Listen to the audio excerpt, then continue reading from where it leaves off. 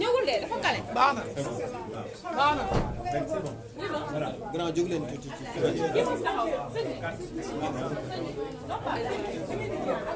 waaye il faut ñu jël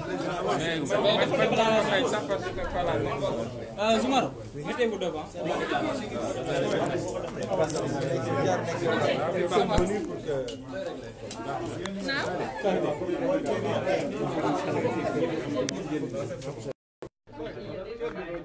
Voilà, je vais mettre devant. Excusez-moi. Vous reculez un tout maximum, c'est ça le cas.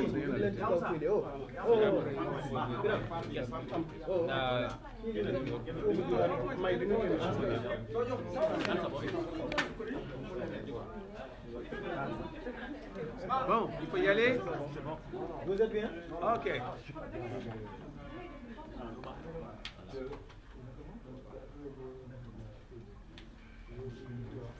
Poser des questions ou bien on peut y aller directement? Voilà.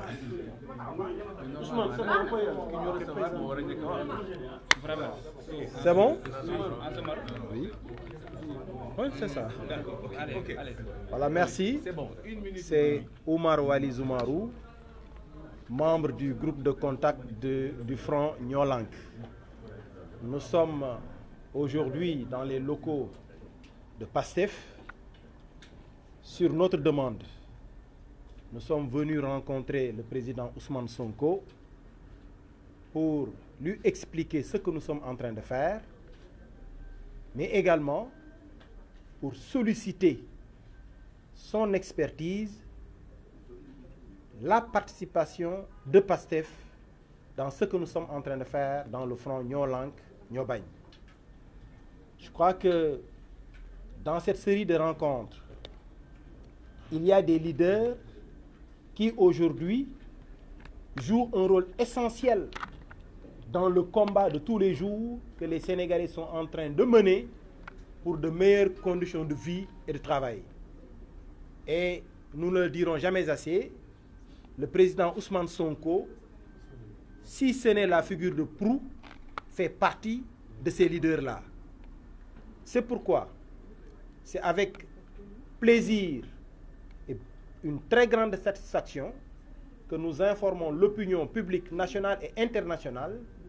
que le président Sonko nous a déjà donné son avis en tant que leader, un avis favorable, mais également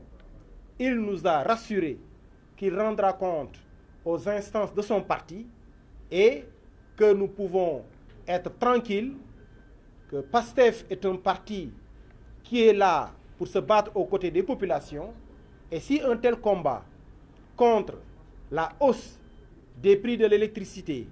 un combat contre l'emprisonnement arbitraire de beaucoup de leaders d'opinion est engagé par un front dénommé Nyolank, la place logique et naturelle de PASTEF, c'est de se trouver dans ce cadre de lutte. Donc aujourd'hui, nous pouvons dire que nous sommes satisfaits et que, avec la présence de PASTEF à nos côtés, la lutte connaîtra une autre envergure. Et ce sera tout à l'honneur des Sénégalaises et des Sénégalais qui sont aujourd'hui étreints par la cherté de la vie, étreints par des factures qui sont devenues insupportables. Je vous remercie.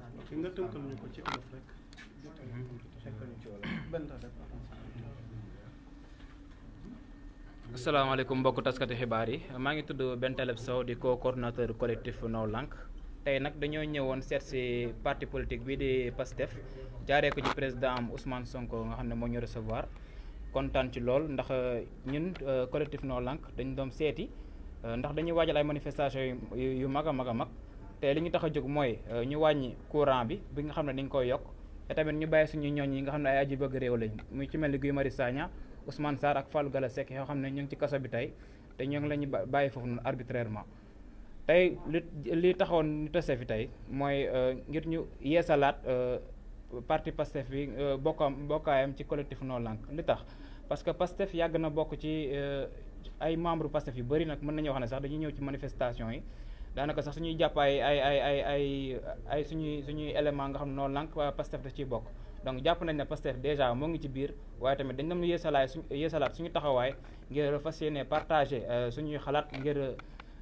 manifestation yi nii di waaj a ñëw. dañoo jàpp ne tamit nag dañoo war a seeti ñëpp ñoo xam ne ils partagent le combat ñëpp ñoo xam ne ils sont engagés ñoo xam ne ils assument leur position. xam nga ne ñun ñii duñ dem seeti n'importe qui dañu seeti tamit ñëpp donc ñëpp ñu ñuy seeti dañuy xam ne carrément dañ fee toogal askan wi te ñoo xam ne yàgg nañoo xeex ngir population bi ñu jël seen revendication léegi nag loolu je pense que loolu kese la woon question waaw suñu càkkuteef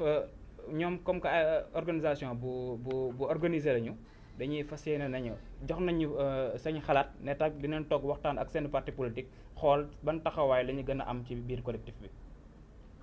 Merci. Bravo.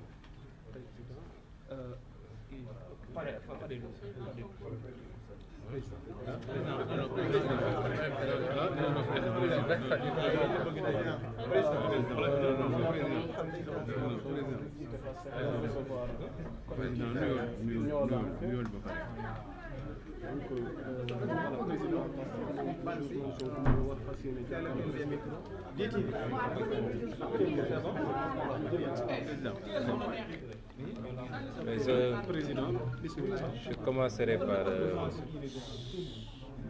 commencerai par remercier les membres du collectif Noo Lank, représentés ici par le groupe de contact, de nous avoir associés à la liste des organisations politiques à visiter et avec lesquelles ils ont souhaité partager un peu le sens et les motivations de leur combat. Je les encourage et je les félicite parce que ce qu'ils font, c'est noble. Quand des citoyens prennent sur eux de se sacrifier, de prendre de leur temps, de leurs moyens financiers, physiques, de prendre des risques pour se battre et défendre l'intérêt général, je crois qu'ils sont à féliciter parce que ça ne court pas les rues, malheureusement. De les encourager également parce que face à ce qui peut s'apparenter à une léthargie, quelquefois, d'une bonne partie des Sénégalais, ils peuvent être amenés à être gagnés par un sentiment de découragement. Ce qu'il ne faut justement pas. Il faut juste adapter le combat, les méthodes par rapport au contexte et par rapport à l'environnement. Et donc nous les félicitons, nous les encourageons. Je considère que c'est de vrais patriotes, de dignes patriotes. Et qui dit patriote parle également de notre idéologie politique basée sur le patriotisme, c'est-à-dire l'amour de la patrie. Et c'est pourquoi il était important de les écouter. Mais je considère que c'était une formalité simplement. Parce que Pastef a toujours été, de tous les combats, depuis sa création en 2014 jusqu'à présent, il n'y a eu aucun collectif, aucun, je dis, qui ait été érigé pour se battre contre la prévarication, la corruption, l'accaparement des biens publics et des ressources naturelles, ou alors contre la cherté de la vie, sans que Pastef n'y ait participé directement. Je ne parle pas de participation indirecte. Et au jour d'aujourd'hui, je crois que Pastef est largement engagé dans le collectif Noo Lank, participe à toutes les manifestations et je n'en veux pour preuve que à chaque fois qu'il y a manifestation, à Dakar ou dans les régions, s'il y a des interpellés, il y a toujours des membres de Pastef. Donc Pastef n'a jamais rompu et des membres de Pastef figurent dans le directoire de Noo Lank. Donc cette visite était une visite simplement de formalisation de cette relation et je en profite pour leur dire qu'ils peuvent entièrement compter sur notre engagement, que nous continuerons à participer à tout ce que Noo Lank fait, que nous monterons peut-être même d'un cran parce que des rencontres comme ça permettent de mieux se comprendre, d'asseoir des méthodes communes, de lever peut-être des équivoques et de savoir sur quelle base la collaboration va se faire c'est une rencontre qui a été très instructive. On a discuté à bâton rompu et au sortir de cette rencontre, PASTEF va s'organiser pour mieux participer en tout cas à tout ce qui se fait dans le cadre de Noo Lank, parce qu'il s'agit de combattre l'injustice. Il s'agit de refuser que l'incurie et l'incompétence de nos gouvernants rejaillissent comme charge sur les populations, et particulièrement les populations les plus démunies, mais impactent également négativement notre économie qui est déjà assez fragile. Et ce combat ne peut laisser indifférent un parti comme PASTEF. Dans un autre registre, quelle est la waaw ci wolof ma wax ni par rapport à la mise en circulation prochaine de l'ECO? Non, loolu du thème bi. Je crois qu'on aura largement le temps d'y revenir dans le cadre de nos communications à venir. Mais ci wolof ma wax lu gàtt rek nii dañuy doore suñu waxtaan ci gërëm waa collectif Noo Lank rawatina seen groupe de contact bi nga xam ne ñëwoon nañu ziar si tey waxtaan ak ñun ci li nga xam ne moo lal seen combat bi ñuy xeex te li ci gën a fës di courant bi waaye jàpp naa ni mun na weesu courant bi sax ndax réew mi lépp a yokku te dama ko waxoon ci njëlbeen yàgg na ne dinañu seetaan nag sàggan ba fal Macky Sall waaye juróomi at yi di ñëw dina métti trop ci Sénégalais yi moom mu dellu si taxaw keroog ne 2020 va tànge ci olof daal mooy 2020 dina tar kon ñu xam ni courant bi lenn lu ndaw rek la woon ci mbir mi waaye yokk bi commencé na bu yàgg ci yeneen denrée yoo xam ne peut-être bàyyiwuñu ci woon xel te dina gën a continuer di yokku kon su amee ay Sénégalais yoo xam ne mënoon nañu toog ni ñëpp parce que ñii ma fi gis ñëpp nag wax dëgg yàlla suñu yokkee dina métti ci ñoom waaye am nañu lu ñu fayee ndax ku nekk yaa ngi jàpp ci li nga jàpp te am nga sa sutura waaye suñu ànd ak loolu yëpp suñu bàyyee seen lépp jël seen alal jël seen temps ndax heure bi heure liggéey la ñu jël seen temps jël seen alal bàyyi seen yitte yëpp di jël ay risques ba lu ne mun leen ci fekk ñu leen di gazé naam sax du ñoom rek ndax defe naa bële passé moom journaliste jël nañ seen wàll di leen duma di leen tugal kaso yooyu yëpp ñu ko ciy dund jàpp naa ni bëgg réew mi moo tax ñu koy def kon loolu mënuñu lu dul di leen ci jaajëfal di leen encourager parce que it soo nekkee ci yu mel nii te léeg-léeg mu mel ni lu bëri ci askan wi dañ koo yëgalul seen yaram ndax boo wootee léeg-léeg boo moytu ñi fay ñëw du bëri ci loo xam ne ñëpp la lor ndax courant bi bu yokkuwul pour professeur Malick Ndiaye dong wala pour Zoumarou dong wala pour Guèye dong waaye defe naa Sénégal yëpp a ko yéeg léeg-léeg su demee noonu nag mun nga dem ba xaw a am loo yéeg mu andi découragement waaye combat bu noble la mooy jaamu yàlla la taxawal askan wi jaamu yàlla la te ñoom ci loolu lañ nekk kon ñu ngi leen di gën a encourager di leen feddali suñu participation ci lépp lu ñuy def ndax dama wax léegi nii PASTEF en tant que parti politique ñun bi ñuy door sax dañ ne woon ñun nous sommes un parti politique citoyen mooy suñu xeex li ci gën a fës mooy nu ñuy def ba gindi askan wi yee leen di leen jox la bonne information parce que bëri na ci askan wi ñoo xam ne ñi ngi jàmbat métti ñi ngi jàmbat méttitu dund gi ñi ngi jàmbat jafe-jafe yi mais amuñu instruments yi wala amuñu information yi pour xam di tax mbir mi demee noonu donc ñun bi ñuy door suñu premier objectif mooy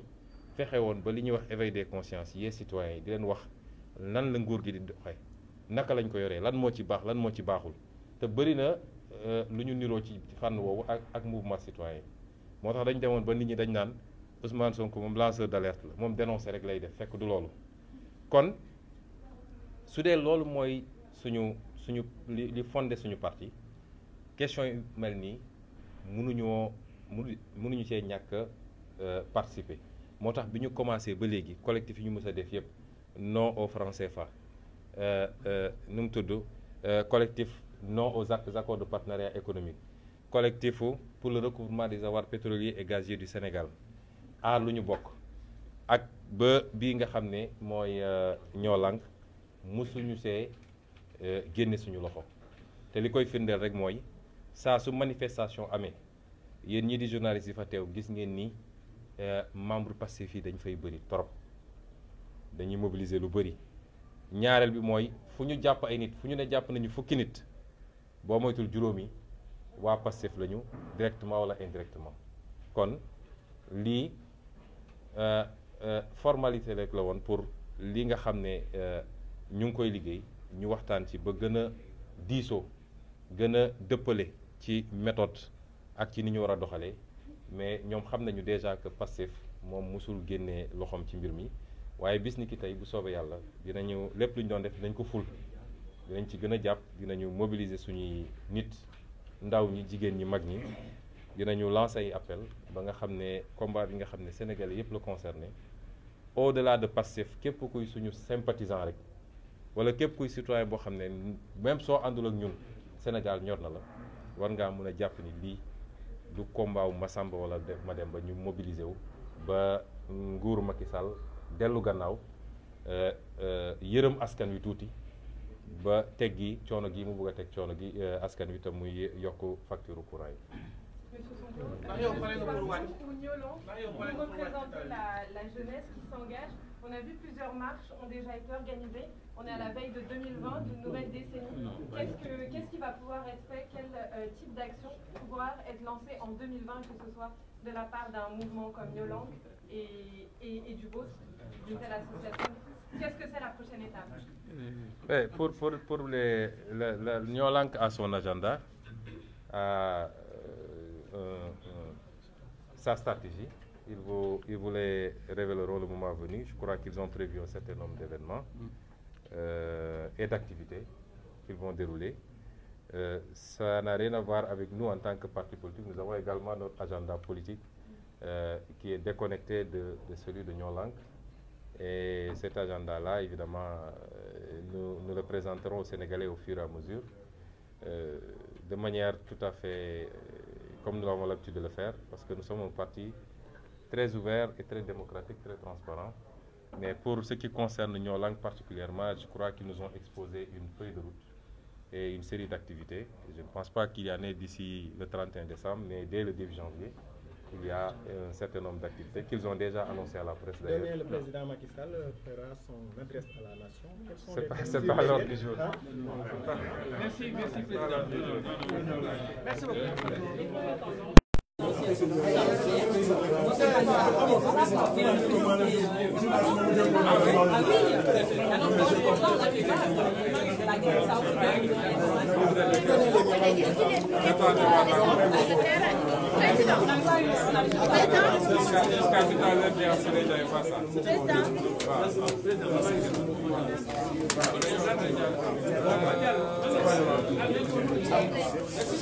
Excuse-moi.